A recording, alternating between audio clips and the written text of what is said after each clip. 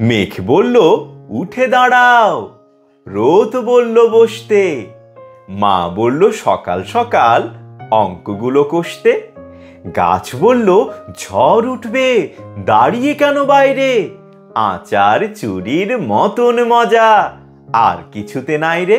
ফুল বলল উড়াও ঘুড়ি, বাতাস নেচে উঠছে, তেপান্তরের মধ্যিখানে ফড়িং হাওয়া ঘুরছে।